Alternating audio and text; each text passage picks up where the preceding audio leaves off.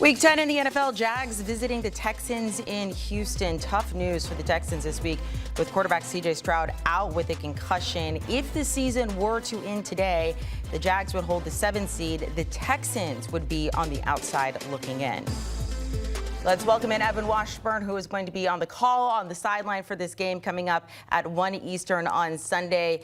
No C.J. Stroud, but Evan, how close is this game to a must-win for the Texans? Look, right now they only have a 20% chance of making the postseason. If they lose, though, it goes to 10. It really feels like that, Amanda, especially when you factor in they're playing a Jaguars team that's coming off that win over the Raiders. They've kind of positioned themselves well within the division. The Colts have basically run away with, at least at this point, the AFC South, though. For a team that had so many expectations, myself included, feeling like they could really push through, maybe even make a run to an AFC championship game, they find themselves in the biggest game of their season in terms of trying to keep their playoff hopes alive. And they got to do it without C.J. Stroud. You touched on it. He's got a concussion. They've already ruled him out for this game. Now you start thinking ahead to next week. His rookie year, similar situation, suffered a concussion, missed 2 games. Interestingly enough, the first option for them wasn't Davis Mills in that scenario. They went to Case Keenum. Mills ended up playing in the second game without Stroud, but he'll get the start in this one. And it's just a tough spot for a team that offensively hasn't really ever gotten consistently off the ground this season, and now they'll have to do it without their most important player. We had the trade deadline this week, and the Jags did make a big move. They got wide receiver Jacoby Myers from the Raiders. He actually requested a trade before the season, so we know he's happy to ideally be somewhere else. As far as the other side of it, you know, the Jags are just kind of like, don't drop the ball. That's really all we need right now. How much of a boost is he going to be to this team? Yeah, that's a good place to start because as you touched on, the Jags, at least by most metrics, lead the NFL in drops this season. But it goes beyond that, Amanda. They're really thin at the position right now due to injuries. Travis Hunter, as we know, on IR for the next few weeks. Brian Thomas Jr. is dealing with an ankle injury. De'Ami Brown's also banged up. Tim Patrick's been out of the lineup for a number of weeks. So they just needed a body. They had some guys that were former practice squad guys filling in there at the tail end of that Raiders game. And they get a really capable, consistent player. You touched on his hands. Jacoby Myers, as sure-handed as there is in this league.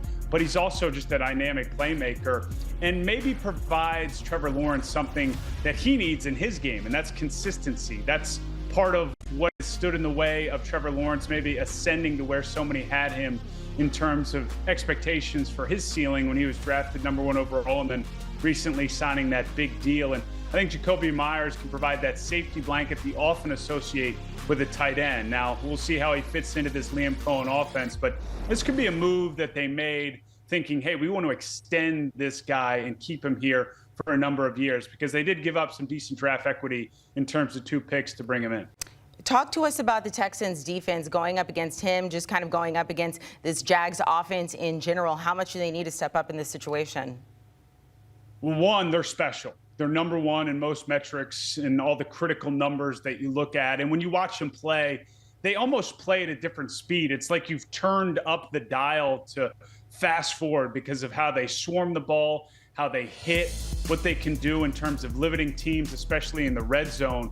So this is going to be a critical game for them because, as we touched on out of the gate, this offense has been relatively anemic this season, even when C.J. Stroud has been under center. Now it's Davis Mills' turn. So they got to keep the score in terms of the Jags kind of in that, I would call it, sub-20-point range, if not lower, to give the Texans their best shot to grab this win. And you go back to the Week 3 meeting, they lost that game, but they really gave Trevor Lawrence fits. He won a game despite being at 50% completion percentage, no touchdown passes, threw an interception. So, look, this group is dialed in right now, Amanda, and I think they recognize that the season in a lot of ways rests on their shoulders, and they seem pretty comfortable with that. Hey, if they're up to the task, go at it because the Texans need all the help they can get. But as you mentioned, that defense is special. Impact player that you're watching for this week, who do you have your eye on?